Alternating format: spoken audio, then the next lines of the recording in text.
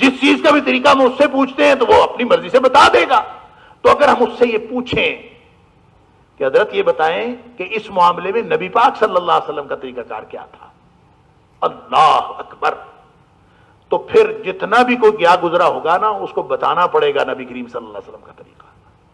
اور بس یہی جب وہ نبی کریم صلی اللہ علیہ وسلم کا طریقہ بتائے گا تو انشاءاللہ وہ خود بھی اور ہم بھی سب اس شرک سے بری ہو جائیں گے جس کا ذکر اللہ تعالیٰ نے عیسائیوں کے حوالے سے فرمایا کہ کہیں ہم بھی وہ کام نہ کریں, لَتَتَّبِعُنَّ سُنَنَ مَنْ كَانَ قَبْلَكُمْ, ان کے اوپر پیچھے نہ چل پڑیں. لہذا اپنا بھی اور ان احبار و رہبان کا بھی ان سے بس یہ پوچھا کریں, ہر ایک سے یہ سوال پوچھا کریں جس معاملے میں بھی جو بھی مسئلہ پوچھنا ہو کہ نبی کریم صلی اللہ علیہ وسلم نے اس معاملے میں کیا کیا. لیکن یہاں پہ تو اس بات پہ لڑائی ہو جاتی ہے.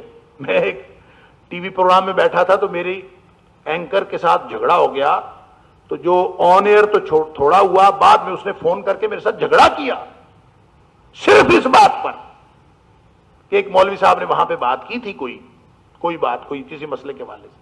تو میں نے اس کے جواب میں یہ کہہ دیا تھا کہ یہ مولوی صاحب کی گارنٹی تو ہے, اس بارے میں مدینے والے نے کوئی گارنٹی نہیں دی. میں نے صرف اتنا کہا تھا.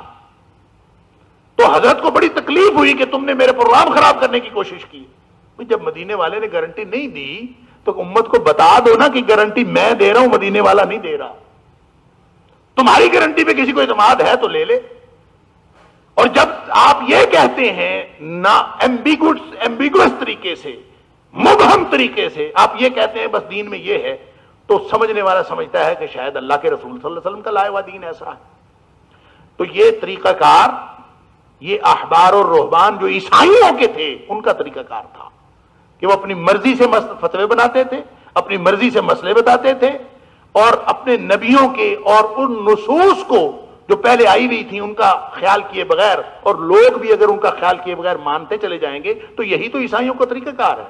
اللہ تعالیٰ ہم سب کو محفوظ فرمائے اس سے. وَمَا أُمِرُوا إِلَّا لِيَعْبُدُوا إِلَٰهًا وَاحِدًا, ان کو حکم تو یہ دیا گیا تھا کہ غلامی صرف اللہ ایک الہ واحد اسی کی کریں, لا الہ الا ہو, اس کے علاوہ کوئی الہ نہیں ہے. سبحانہ, وہ تو پاک ہے ان ساری باتوں سے, عما یشرکون, اس چیز سے جو وہ شرک کرتے ہیں. یریدون ان یطفئوا نور اللہ بافواہہم ویأبی اللہ الا ان یتم نورہ ولو کرہ الکافرون. اللہ اکبر. وہ تو یہ چاہتے ہیں, یہ اہل کتاب کے حوالے سے ساری گفتگو ہو رہی ہے, وہ یہ چاہتے ہیں یریدون, وہ یہ چاہتے ہیں یطفئوا نور اللہ, کہ وہ اللہ کے نور کو بجھا دیں, بافواہہم, اپنے منہوں سے, وَيَأْبَى اللَّهُ, اور اللہ کو یہ منظور نہیں ہے. اللہ انکار کرتا ہے اس بات, اللہ کو یہ بات منظور نہیں ہے, الا مگر ان یتم نورہ, اللہ تو اپنے نور کو مکمل کر کے رہے گا, اللہ کو تو یہ منظور ہے. وَلَوْ كَرِهَ الْكَافِرُونَ, کافروں کو جتنا مرضی برا لگے, اللہ کا نور, اللہ کا دین تو مکمل ہو کے رہنا. هُوَ الَّذِي أَرْسَلَ رَسُولَهُ بِالْهُدَىٰ, وہی ذات ہے جس نے اپنے رسول صلی اللہ علیہ وسلم کو بھیجا ہدایت دے کر, ہدایت کے ساتھ بھیجا, ودین الحق, اور دین حق دے کر بھیجا, لِيُظْهِرَهُ عَلَى الدِّينِ كُلِّهِ, تاکہ وہ غالب کر دے علی الدین کلہ, اس کو تمام ادیان کے اوپر. ولو کرہ المشرکون, اور مشرکوں کو یہ جتنا بھی مرضی برا لگے, چاہے وہ مشرکوں کو ناپسند ہو. اچھا, یہ جو دو آیات ہیں یہ بڑی اہم آیات ہیں, اور یہ دین کے بنیادی فلسفے سے متعلق. یہ سورہ صف کے اندر بھی آیت نمبر 8 اور 9 تھوڑی سی ترمیم کے ساتھ, یعنی تھوڑے سے الفاظ کی تبدیلی کے ساتھ, تقریباً یہی آیات سورہ صف کی 8 اور 9 نمبر آیت بھی ہے, اور یہی آیات جو ہیں یہ آیت نمبر 32 اور 33 یہ سورہ توبہ میں جو ہم اس وقت پڑھ رہے ہیں یہ بھی ہیں. اور اس سے جو بات سمجھ آتی ہے وہ یہ کہ نبی پاک صلی اللہ علیہ وسلم کو اللہ تعالیٰ نے ہدایت دے کے بھیجا.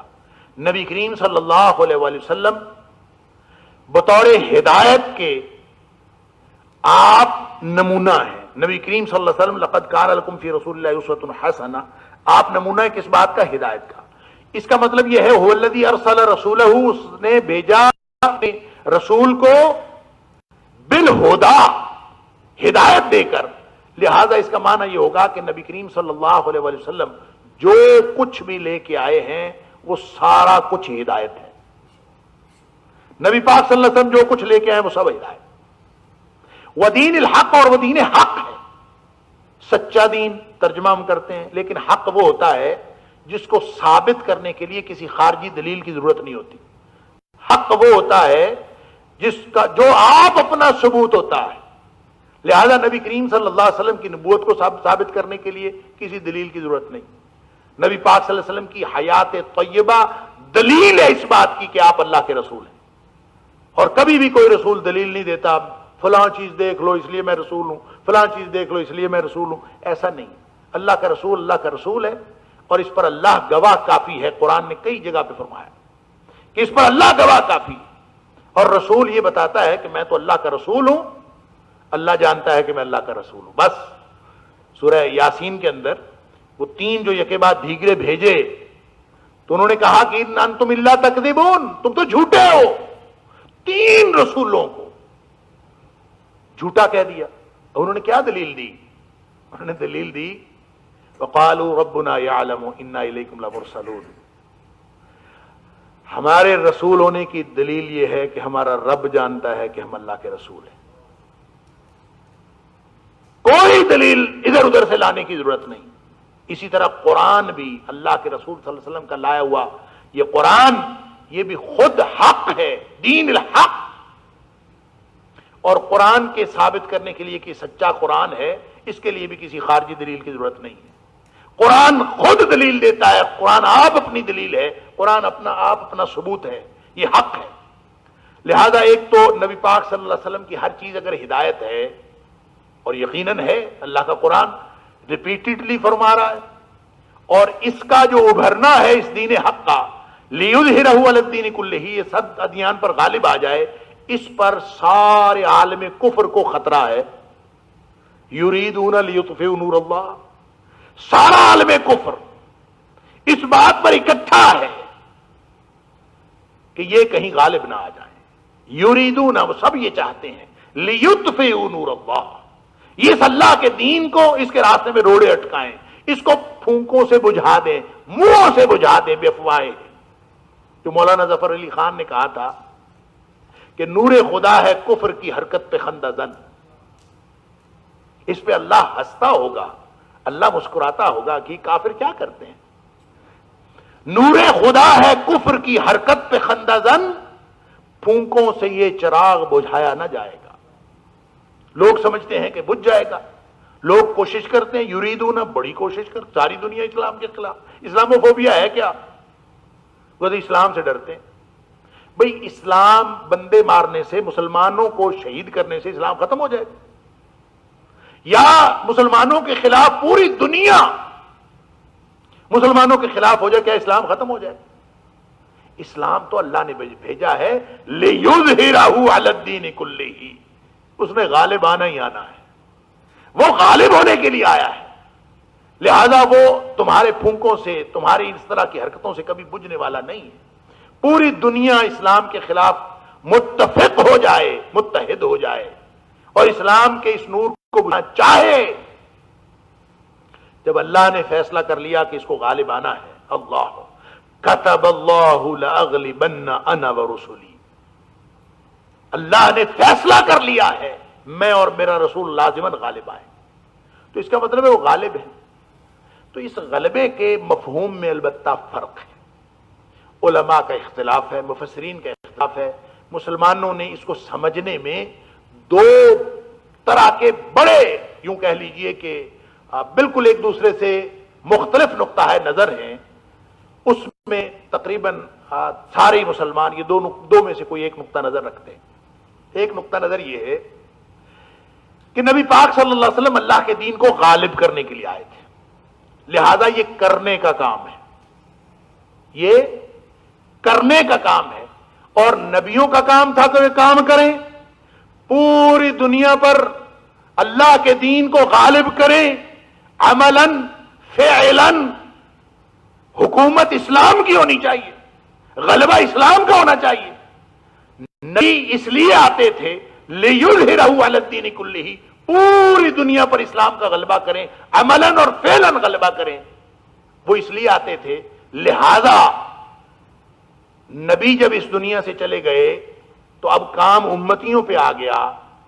العلماء ورثۃ الانبیاء، نبیوں کے وارث اب علماء ہیں. اب ان کو چاہیے کہ یہ پوری دنیا پر اسلام کے غلبے کے لیے کوشش کریں. لہذا اس میں غلبے کے اندر اقتدار شامل ہے. اقتدار ہاتھ میں آئے گا تو غلبہ ہوگا نا. لہذا پوری دنیا میں ایسی تحریکیں آپ کو ملتی ہیں، ایسی تنظیمیں آپ کو ملتی ہیں مسلمانوں کی جو عملی طور پر اسلام کے غلبے کے لیے کوشاں ہیں. ان کا خیال یہ ہے کہ جب تک اسلام اقتدار کے منہج پر، اقتدار کی سطح پر غالب نہیں ہوتا، اس وقت تک یہ ہمارا فریضہ پورا نہیں ہوتا. تو یہ نقطہ نظر یہ بتاتا ہے کہ اسلام کو عملاً اور فعلاً غالب کرنا ہمارا فرض ہے، اور اس کے غلبے کی صورت یہی ہوگی جب اقتدار ہمارے ہاتھ میں آئے. لہذا اقتدار حاصل کرنا چاہیے. اس کے لیے جو بھی طریقہ کار اختیار کیا جائے. کچھ لوگوں کا خیال یہ ہے کہ اسلام کا غلبہ جو ہے اس کے لیے جہاد ضروری ہے اور لوگ جہاد کر رہے ہیں. کچھ لوگوں کا خیال یہ ہے کہ لوگوں کا قتل عام ضروری ہے، وہ قتل عام کر رہے ہیں. جن لوگوں کا خیال یہ ہے کہ الیکشن کے ذریعے سے غلبہ ہو جائے گا، وہ الیکشن لڑ رہے ہیں. کسی کا خیال یہ ہے کہ ہم اس کو عملی اور فعلی طور پر کسی خونی انقلاب کے ذریعے سے ایک تیاری کریں اور تیاری کر کے کوئی ایسا انقلاب لائیں، تو وہ اس کے لیے تیاری کر رہے ہیں. کوئی افراد کار تیار کر رہے ہیں. یہ گویا ایک نقطہ نظر یہ ہے کہ اس کو عملی طور پر غالب کر دیا جائے. یہ ذمہ داری تھی رسولوں کی، یہ ذمہ داری تھی نبی پاک صلی اللہ علیہ وسلم کی، اور اس کے بعد یہ ذمہ داری ہے امتیوں کی. یہ ایک نقطہ نظر ہے. اور اس نقطہ نظر کے مطابق آپ کو بہت سارا لٹریچر مل جائے گا پڑھنے کے لیے، اور اس میں ان کا خیال یہ ہے کہ اس سے پہلے جتنے بھی رسول آئے وہ صرف ان کی حیثیت تھی کہ وہ بشیر اور نذیر ہوتے تھے، وہ خوشخبریاں دینے والے اور تنبیہ کرنے والے ہوتے تھے. اور یعنی ایک ٹرانزیشنل پیریڈ چل رہا تھا کہ جتنے انبیاء آئے وہ ڈراتے رہے، اللہ کے عذابوں سے ڈر جاؤ، خوشخبری دیتے رہے اللہ کے انعامات کی. لیکن نبی پاک صلی اللہ علیہ وسلم پر جو احکام آئے ہیں یہ تکمیلی نوعیت کے ہیں. اب اسلام کا غلبہ ہونا لازمی ہے، یہ تکمیلی بات. اور اس کے اوپر کتابیں بھی بہت ساری لکھی ہوئی ہیں اور بہت سارے لوگ، اور خاص طور پہ یہ جو میں نے عرض کیا کہ اس کے بیک گراؤنڈ میں یہ سورہ نساء کی آیت نمبر 165 ہے غالباً، رسولا مبشرین ومنذرین اللہ یکون للناس علی اللہ حجۃ بعد الرسل، کہ اللہ تعالیٰ رسول بھیجتا رہا مبشرین ومنذرین، تو وہ خوشخبری بھی دینے والے تھے، ڈرانے والے بھی تھے. لئلا یکون للناس علی اللہ حجۃ بعد الرسل، کہ رسولوں کے آ جانے کے بعد کوئی حجت باقی نہ رہے. یہ کام ہوتا رہا. لیکن اب کیا ہے؟ اب یہ ہے هو الذی ارسل رسولہ بالہدی ودین الحق لیظہرہ علی الدین کلہ، پوری دنیا پر اسلام کا غلبہ کرنا ہے. اب ہمیں یہ کام کرنا ہے. ایک تو یہ نقطہ نظر ہے. دوسرا نقطہ نظر یہ ہے کہ یہ مقصد نہیں ہے، یہ نتیجہ ہے. پوری دنیا پر اسلام کا غلبہ یہ مسلمانوں کا کام نہیں ہے، یہ نبیوں کا کام بھی نہیں تھا. یعنی فعلاً عملاً اقتدار کی سطح پر غلبہ یہ مسلمانوں کا اور نبیوں کا کام بھی نہیں تھا. یہ اللہ کا وعدہ تھا کہ یہ تم اگر دین پر عمل کرو گے تو اللہ تعالیٰ اس کے مقابلے میں، اس کے نتیجے میں تمہیں زمین میں حکومت ادا کر دے گا. لہذا جو ڈیوٹی ہے وہ اسلام غالب کرنے کی نہیں ہے ہمارے اوپر. ہمارے اوپر جو ڈیوٹی ہے وہ اللہ کے دین کو نافذ کرنے کی ہے. جس قدر ہمارا اختیار ہے، اختیار بڑھانے کی نہیں ہے. جس قدر ہمارا اختیار ہے اس کے اوپر اللہ کا دین نافذ کرنا، یہ ہماری ذمہ داری، اور یہی انبیاء کی ذمہ داری تھی. انہوں نے بھی جس قدر ان کا اختیار تھا اس کے اوپر وہ دین نافذ کرتے چلے گئے. اس کے نتیجے میں اللہ تعالیٰ نے ان کو حکومت بھی عطا کر دی. اور اللہ تعالیٰ نے فرمایا وعد اللہ الذین آمنوا منکم وعملوا الصالحات، اللہ کا وعدہ ہے تم میں سے جو بھی ایمان کا اظہار کرے اور نیک عمل کرے لَيَسْتَخْلِفَنَّهُمْ فِي الْأَرْضِ، اللہ تعالیٰ زمین میں تمہیں حکومت عطا کر دے. یہ اللہ کا وعدہ ہے، یہ نتیجہ ہے ہماری اس جد و جہد کا، ہماری اس کوشش کا جو ہم اسلام نافذ کرتے ہیں. اسلام نافذ کرنا ہم سب کی اپنی اپنی انفرادی ذمہ داری ہے، اپنے اپنے اختیار کے مطابق. لا یکلف اللہ نفسا الا وسعها، جتنا جتنا اختیار اللہ نے دیا ہے، جس کو اپنے ذات کا اختیار ہے وہ اپنی ذات پر اسلام نافذ کرے، جس کو اپنے گھر کا اختیار ہے وہ اپنے گھر پر اسلام نافذ کرے، اور جس کو محلے کا اختیار ہے وہ محلے پر کرے، جس کو پورے ملک کا اختیار مل جائے گا پورے ملک پر نافذ کرے. البتہ حکومت ملتی ہے کہ نہیں ملتی، اس کا تعلق ہماری ذمہ داری سے نہیں ہے، اس کا تعلق اس نتیجے سے ہے جو اللہ کے ہاتھ میں. لہذا لِيُظْهِرَهُ عَلَى الدِّينِ كُلِّهِ، یہ غلبہ نتیجتاً ہوتا ہے اس جد و جہد کے نتیجے میں جو ہم روا رکھتے ہیں اور ہم اپنی پوری زندگی لگا دیتے ہیں، اس کے نتیجے میں اللہ تعالیٰ غلبہ عطا فرما دیتا ہے. تو لِيُظْهِرَهُ عَلَى الدِّينِ كُلِّهِ، اسلام غالب ہے، دلائل کے اعتبار سے غالب ہے، سچ ہونے کے اعتبار سے غالب ہے، حق ہونے کے اعتبار سے غالب ہے، ہدایت ہونے کے اعتبار سے غالب ہے. لیکن اگر کوئی اس ہدایت کو، اس دین حق کو چھوڑ کر پیچھے ہٹ جاتا ہے، اپنی زندگی میں اس کے دین نہیں ہوتا، تو ظاہر سی بات ہے وہ اس غلبے سے گویا انکار کر دیتا ہے. اور جو اس غلبے کو تسلیم کرتا ہے اور اپنی زندگی میں نافذ کرتا ہے تو پوری دنیا میں دلائل کے اعتبار سے تو اسلام پہلے ہی غالب ہے. البتہ اللہ تعالیٰ وعدہ کرتا ہے کہ اس کے نتیجے میں عملاً غلبہ بھی عطا فرما دے گا. یہ اللہ کا کام ہے، یہ بندوں کا کام نہیں ہے. یہ بنیادی اختلاف کیا ہوا؟ پہلے نقطہ نظر کے مطابق یہ ہمارا کام ہے کہ ہم غلبہ، اقتدار اسلام کا پوری دنیا میں بطور مسلم اور بطور اسلام پوری دنیا میں اسلام نافذ کریں اور اقتدار کی سطح پر غالب کریں. یہ امتیوں کی ذمہ داری ہے. یہ ایک نقطہ نظر ہے. دوسرا نقطہ نظر ہے کہ یہ امتیوں کی ذمہ داری اپنی اپنی سطح پہ اسلام پر عمل کرنا ہے، اس کو نافذ کرنا ہے. اللہ اس کے نتیجے میں اقتدار عطا فرما دے، نہ فرمائے تو بھی آپ کی ذمہ داری ادا ہو گئی. یہ دو نقطہ نظر مختلف ہیں. لہذا ایک تو اللہ کا وعدہ، وعد اللہ الذین آمنوا، اللہ تعالیٰ نے وعدہ کیا ہے. اور پھر الذین ان مکناہم فی الارض، اگر اللہ تعالیٰ کبھی تمہیں زمین میں اختیار دے دے جتنی سطح کا دے دے، پھر تمہارا ذمہ یہ ہے کہ اقاموا الصلاۃ وآتوا الزکوٰۃ، پھر تم نے نماز جو نظام صلاۃ اور نظام زکوٰۃ قائم کرنا ہے اور امر بالمعروف اور نہی عن المنکر کا نظام قائم کرنا ہے. قوت نافذہ تمہارے ہاتھ میں آ جائے تو پھر وہ نظام نافذ کر دینا ہے. نہیں آئی تو کوئی بات نہیں. کوئی ضروری تھوڑی ہے کہ اقتدار غلبہ آئے تو اسلام کا غلبہ ہوگا. اسلام کا غلبہ دلائل کے اعتبار سے پہلے سے موجود ہے. یہ تمام ادیان پر غالب ہے، اور اگر لوگ چھوڑ جائیں گے اس کو تو پھر وہ مغلوب ہو جائیں گے. اگر لوگ اس کے ساتھ رہیں گے تو غلبے پہ رہیں گے. وہ ہدایت کی بات ہوئی نا، بالہدا، کہ اللہ کے رسول صلی اللہ علیہ وسلم جو لے کے آئے وہ ہدایت. اور جو چیز جس پر نبی پاک صلی اللہ علیہ وسلم کا حوالہ نہ ہو، جس پر نبی پاک صلی اللہ علیہ وسلم کی مہر نہ ہو، پھر وہ کیا ہے؟ ہدایت لے کے کون آیا ہے؟ نبی کریم صلی اللہ علیہ وسلم.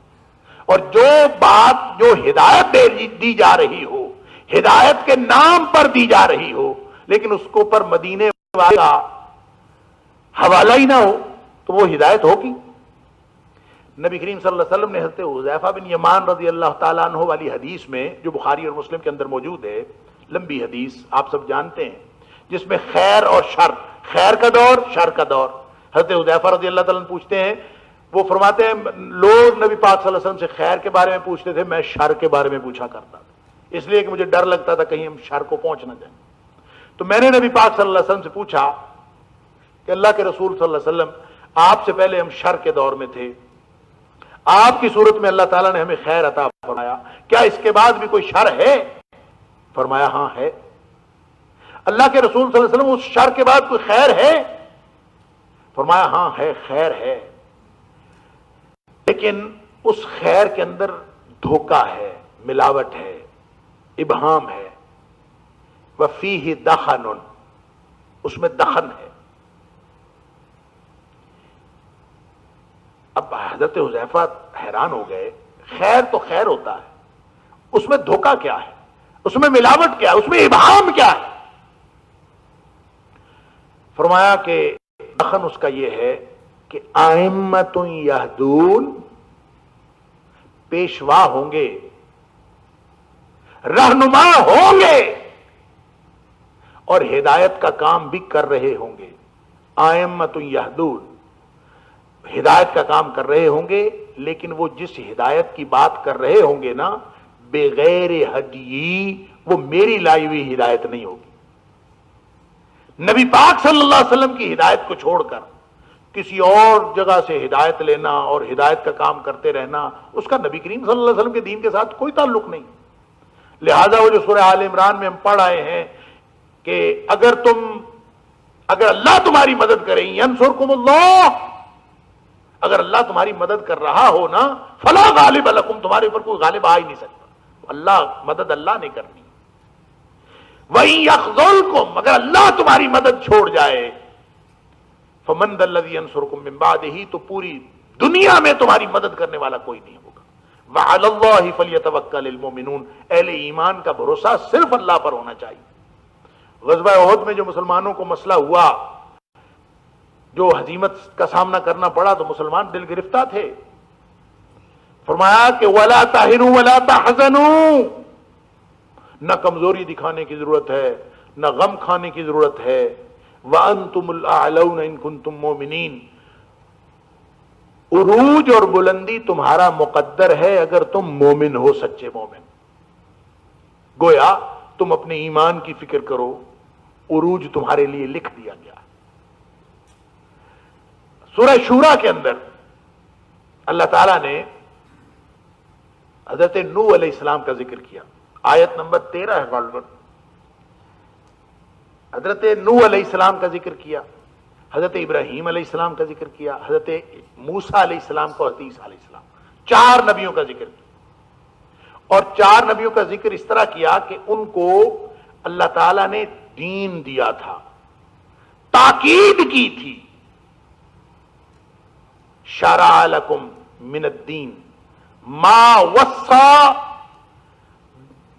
بہی، جس کے ساتھ اللہ تعالیٰ نے تاکید کی تھی، وہی دین اللہ تعالیٰ نے تمہیں دیا۔ کون سا دین؟ جس کی تاکید کی تھی نوحً، جس کی تاکید نوح علیہ السلام کو کی تھی۔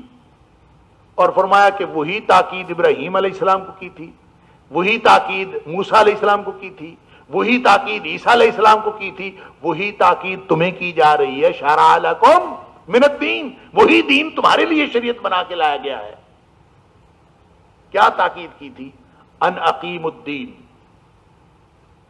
ان کو بھی تاکید یہ تھی کہ دین قائم کریں۔ نوح علیہ السلام کو تاکید تھی دین قائم کریں، ابراہیم علیہ السلام کو تاکید تھی دین قائم کریں، موسیٰ علیہ السلام کو دین قائم کریں، عیسیٰ علیہ السلام کو دین قائم کریں۔ تو چاروں میں سے کس نے حکومت کی ہے؟ دین تو قائم کیا انہوں نے۔ جب اللہ فرماتا ہے کہ ان کو حکم تھا کہ دین قائم کریں، تو اس کا مطلب ہے دین تو انہوں نے قائم کیا۔ اللہ کا نبی اللہ کے دیے ہوئے فریضے سے کوتاہی برتے، یہ کیسے ہو سکتا ہے؟ لہذا جب اللہ نے ان کو حکم دیا تھا دین قائم کریں، تو انہوں نے دین قائم کیا۔ لیکن آپ دیکھیں نوح علیہ السلام نے کیسا دین قائم کیا کہ 950 سال کی تبلیغ کے بعد 80 لوگ ساتھ ہیں، اللہ اکبر، لیکن دین قائم ہے۔ ابراہیم علیہ السلام سب لوگوں نے نکال دیا، دین قائم ہے، اکیلے تھے تنے تنہا، وہاں سے نکلے، سفر کرنا پڑا، ادھر مصر کو چلتے گئے، واپس آئے، پھر فلسطین کو اپنا مسکن بنایا، حجاز تک آئے، ساری زندگی سفروں میں گزر گئی، دین قائم ہے۔ موسیٰ علیہ السلام، اللہ اکبر، کہاں کہاں کیا کچھ کیا، اور نکلے جب بنی اسرائیل کو لے کے تو صحرائے سینا میں ہی حضرت موسیٰ علیہ السلام اللہ کے پاس پہنچ گئے. دعا قبول ہو گئی تھی اور فرما دیا گیا تھا کہ قد اوتیتا سؤلک یا موسیٰ، اے موسیٰ تیرا جو تو نے مانگا تجھے دے دیا. لیکن موسیٰ علیہ السلام اس دنیا سے گئے، فلسطین بھی فتح نہیں ہوا. فلسطین بھی انہی کے پاس تھا، عمالقہ کے پاس. وہ تو بعد میں یوشع بن نون کی قیادت میں یہ فتح ہوا. حضرت موسیٰ علیہ السلام کے چلے جانے کے بعد 40 سال کی تو ان کو سزا مل گئی تھی وہاں میدان تیہ کے اندر. لہذا نتیجہ یہ نکلا کہ ان سب نے دین قائم کیا. موسیٰ علیہ السلام نے بھی دین قائم کیا، عیسیٰ علیہ السلام نے بھی دین قائم کیا، ابراہیم علیہ السلام نے بھی دین قائم کیا، نوح علیہ السلام نے بھی دین قائم کیا. ان اقیم الدین. تو اس سے نتیجہ یہ نکلا کہ اقامت دین کا جو تصور ہے وہ حکومت کے ساتھ لازماً وابستہ نہیں ہے. داؤد علیہ السلام اور سلیمان علیہ السلام ایسی حکومت ملی جو کسی کو نہیں ملی. وہاں اقامت دین کا تصور یہ ہے. نبی اکرم صلی اللہ علیہ وسلم نے ریاست مدینہ قائم کی، یہاں اقامت دین کا تصور یہ ہے. نوح علیہ السلام کے ساتھ 80 لوگ ہوئے، وہاں اقامت دین کا تصور یہ ہے. ابراہیم علیہ السلام کے ہاں دین کا تصور، اقامت دین کا تصور اور ہے. موسیٰ علیہ السلام کے ساتھ اور ہے، عیسیٰ علیہ السلام کے ساتھ اور ہے. نتیجہ یہ نکلا کہ اللہ نے جو دین نافذ کرنے کی ذمہ داری تمہیں دی ہے، تم اپنے اختیارات کے مطابق اس کو نافذ کرو. تم نے دین قائم کر لیا، حکومت قائم ہوئی چاہے نہیں ہوئی. حکومت قائم کرنا تمہاری ذمہ داری نہیں. حکومت قائم ہونا یا نہ ہونا یہ دین کی حقانیت کی دلیل بھی نہیں، یہ دین کے کوئی دلیل بھی نہیں ہے، یہ دین کے غلبے کی دلیل بھی نہیں ہے. دین تو اللہ کا غالب ہے، اللہ کا دین غالب ہے. فرق اتنا ہے کہ تم جڑے رہو گے تو تم بھی غالب ہوگے. دین تو پہلے ہی غالب ہے. ان الدین عند اللہ الاسلام، اللہ کا دین اسلام. اور ان ینصرکم اللہ فلا غالب لکم، وعدہ ہے اللہ تمہاری مدد کرے گا تو تم کبھی بھی مغلوب نہیں ہو سکتے. فلا غالب لکم، تم غالب ہوگے، تم مغلوب نہیں ہو سکتے، تمہارے اوپر کوئی غالب نہیں آ سکتا. وَإِن يَخْذُلْكُمْ، وہ اگر تمہیں چھوڑ جائے گا، فَمَنْ ذَا الَّذِي يَنْصُرُكُم مِّن بَعْدِهِ، تو دنیا میں تمہاری مدد کرنے والا کوئی نہیں. وَعَلَى اللَّهِ فَلْيَتَوَكَّلِ الْمُؤْمِنُونَ، اہل ایمان کا بھروسہ صرف اللہ پر ہونا چاہیے. تو نتیجہ یہ نکلا کہ یہ دونوں نقطہ ہے نظر اپنی جگہ موجود ہیں. اگر اللہ اختیار دے تو پوری دنیا پر اسلام نافذ کرنا ہے.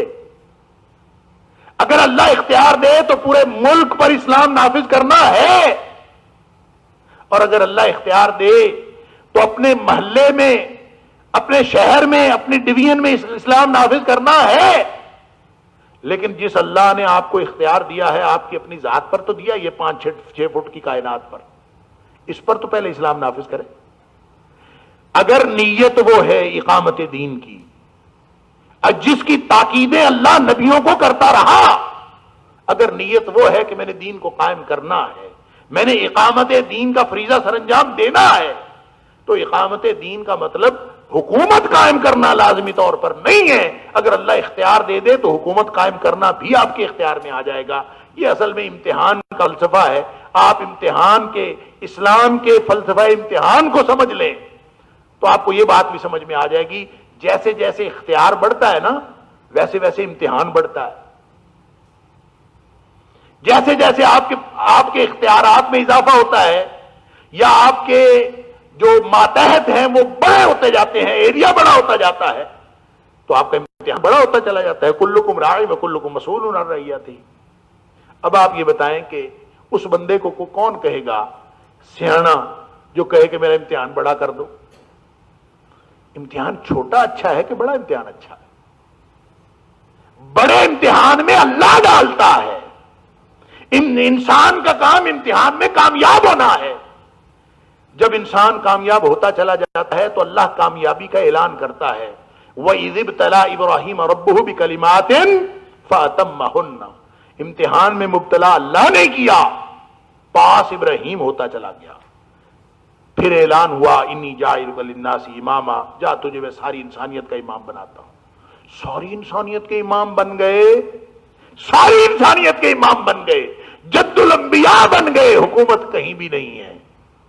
اس کا مطلب یہ ہے کہ اقامت دین کا مطلب حکومت قائم کرنا لازمی طور پر نہیں ہے۔ جس کو اللہ یہ اختیار دے وہ لازماً حکومت بھی قائم کرے، جس کے پاس یہ اختیار نہیں ہے وہ خواہ مخواہ اپنے ہاتھ پاؤں نہ مارے اپنا اختیار بڑھانے کے لیے۔ وہ ہاتھ پاؤں مارے گا اختیار بڑھانے کے لیے، جب وہ ہاتھ پاؤں مارے گا تو اس کا مطلب یہ ہوگا کہ وہ اپنا امتحان بڑا کرنے کی کوشش کر رہا ہے۔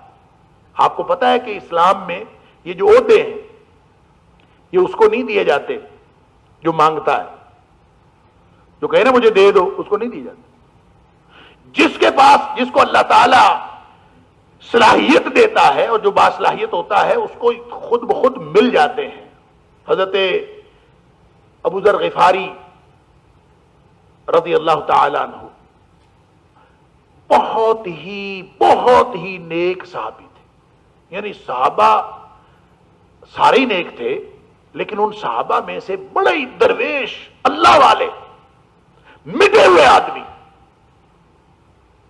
لیکن ان کو عہدہ کبھی نہیں ملا۔ انہوں نے مانگا بھی دے دیں مجھے، فرمایا نہیں تمہیں نہیں دینا۔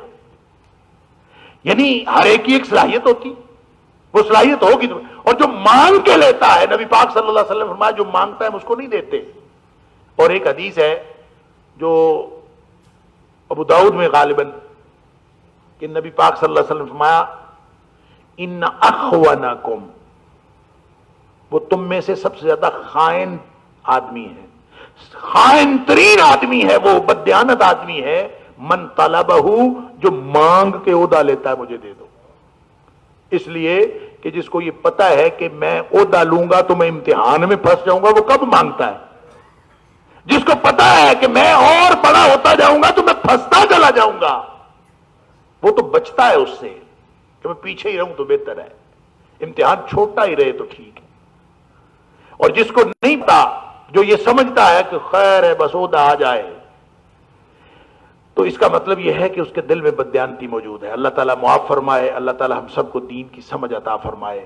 تو بات یہ سمجھ میں آئی کہ یہ دونوں نقطہ نظر امت مسلمہ میں پائے جاتے ہیں غلبے کے حوالے سے، اور جو میری رائے، میرا رجحان ہے وہ دوسرے نقطہ نظر کی طرف ہے۔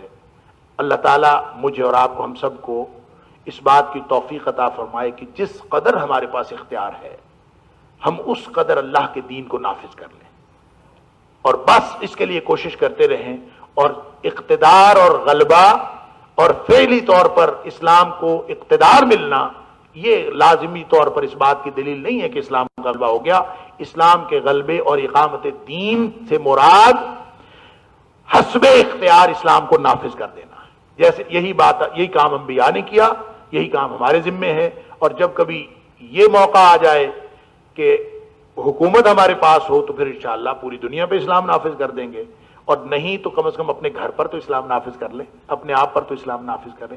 قوت نافذہ کے تقاضے اور ہوتے ہیں، اور جو ہمارا مختصر سا اختیار ہے عوام، اس کے تقاضے اور ہیں۔